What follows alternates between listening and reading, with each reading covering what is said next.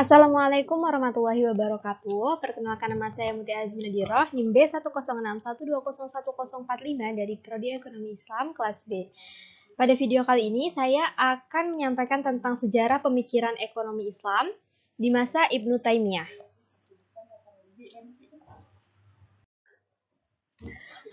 Yang pertama, biografi Ibnu Taimiyah. Nah, Ibnu Taimiyah ini nama aslinya yaitu bernama lengkap Taqiyuddin Ahmad bin Abdul Halim, lahir di kota Haran pada tanggal 22 Januari 1263 Masehi atau dalam kalender Hijriahnya Rabiul Awal 661 Hijriah, dan dibesarkan di lingkungan keluarga ulama besar bermadzhab Hambali. Nah, pada saat masa mudanya ini, beliau mengungsi karena penyerbuan suku Mongol dan tiba di Damaskus bersama orang tuanya pada 1268 Masehi. Pada waktu itu ia hampir berusia 6 tahun. Nah, ketika berusia 17 tahun, Ibnu Taimiyah telah diberi kepercayaan oleh gurunya Syamsuddin Al-Maqdisi untuk mengeluarkan fatwa. Nah, pada saat yang bersamaan ia juga memulai kiprahnya menjadi seorang guru, menggantikan kedudukan sang ayah yang telah meninggal sebagai guru besar hukum Hambali dan memangku jabatan ini selama 17 tahun. Sepanjang hidupnya, Ibnu Taimiyah telah menjalani masa tahanan sebanyak 4 kali akibat fitnah yang dilontarkan para penentangnya. Ibnu Taimiyah meninggal dunia di dalam tahanan pada tanggal 26 September 1328 Masehi atau 20 Zulhijjah 728 Hijriah. Setelah mengalami perlakuan yang sangat kasar selama 5 bulan dan dikebumikan di pemakaman kaum sufi. Yang kedua, karya-karya dari Ibnu Taimiyah. Karya-karya Ibnu Taimiyah kurang lebih mencapai 500 jilid.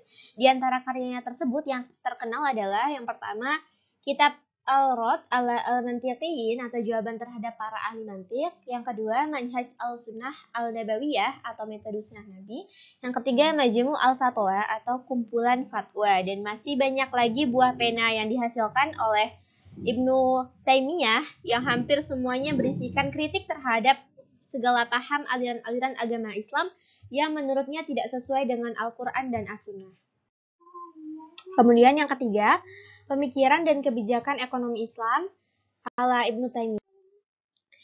Pemikiran ekonomi Ibnu Taimiyah banyak diambil dari berbagai karya tulisan, antara lain Majmu' Fatasyai al-Islam, kemudian Asyasah Asy-Syar'iyyah fi Aslah Ar-Ra'i, yang termaktub di dalamnya ada harga yang adil, mekanisme pasar, yang ketiga regulasi harga, dan yang terakhir adalah institusi hisbah.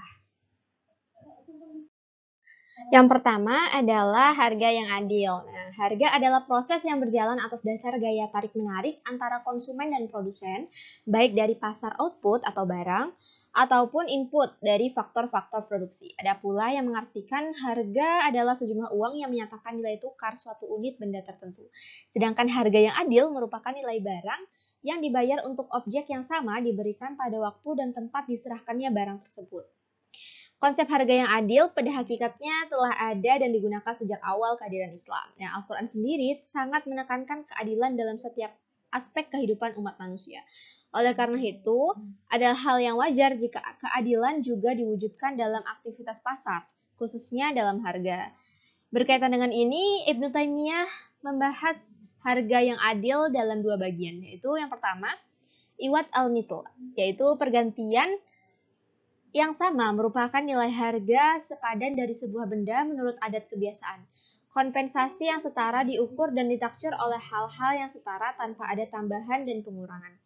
Yang kedua, saman al-misal adalah harga jual barang yang dapat diterima secara umum sebagai hal yang sepadan dengan barang yang dijual ataupun barang sejenisnya yang di tempat dan waktu tersebut.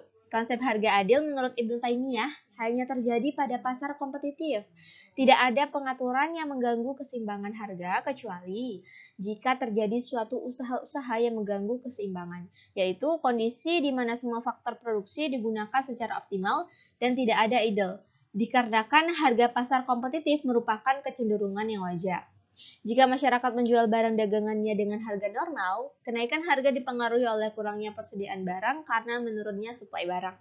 Maka hal seperti ini tidak mengharuskan adanya regulasi terhadap harga, karena kenaikan harga tersebut merupakan kenaikan harga yang adil dan berada dalam persaingan sempurna tanpa ada unsur spekulasi.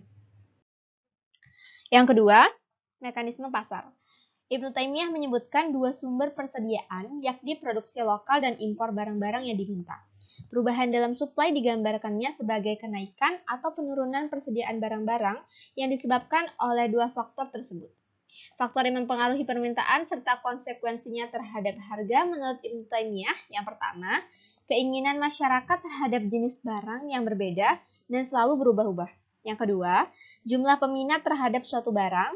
Yang ketiga, lemah atau kuatnya kebutuhan terhadap suatu barang serta besar atau kecilnya tingkat dan ukuran kebutuhan. Yang keempat, kualitas pembeli. Yang kelima, jenis uang dalam transaksi. Yang keenam, tujuan transaksi yang menghendaki adanya kepemilikan antara kedua belah pihak. Dan yang terakhir, besar kecilnya biaya yang harus dikeluarkan oleh produsen atau penjual.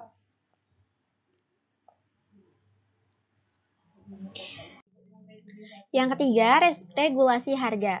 Regulasi harga yaitu pengaturan terhadap harga-harga barang yang dilakukan oleh pemerintah. Tujuannya untuk memelihara kejujuran, menegakkan keadilan, dan kemungkinan penduduk untuk dapat memenuhi kebutuhan pokoknya.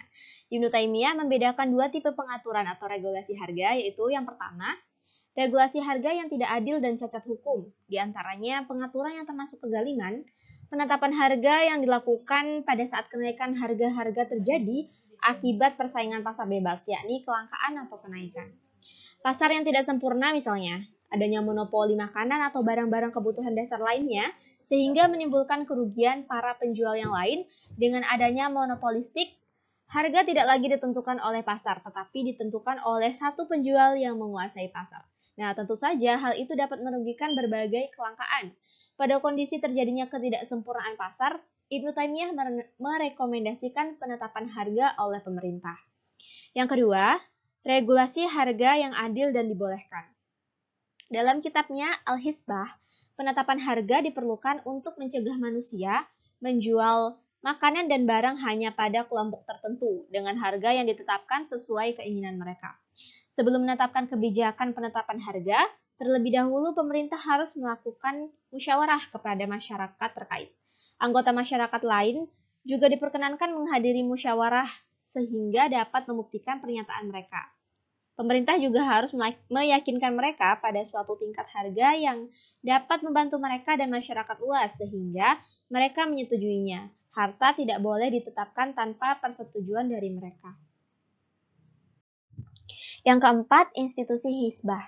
Tujuan dari institusi Hizbah menurut Ibnu Taimiyah adalah untuk memerintahkan apa yang sering disebut sebagai kebaikan atau al-ma'ruf dan mencegah dari apa yang secara umum diketahui sebagai keburukan atau al-munkar. Di dalam wilayah yang menjadi kewenangan pemerintah untuk mengaturnya, mengadili dalam wilayah urusan umum khusus lainnya yang tidak bisa dijangkau oleh institusi biasa. Seseorang dapat diangkat untuk memegang peran sebagai mustahib, haruslah memiliki integrasi moral yang tinggi dan kompeten dalam masalah hukum. Pasar dan urusan industrial.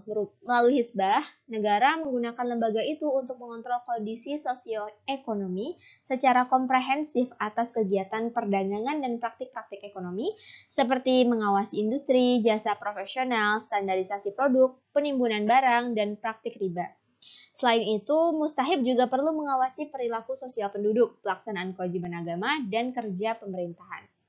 Sedangkan fungsi ekonominya terdiri dari yang pertama, memenuhi dan mencukupi kebutuhan, yang kedua pengawasan terhadap industri, dan yang ketiga pengawasan atas jasa, dan yang terakhir adalah pengawasan atas perdagangan. Sekian penjelasan tentang sejarah pemikiran ekonomi Islam dari Ibnu Taimiyah. Terima kasih. Wassalamualaikum warahmatullahi wabarakatuh.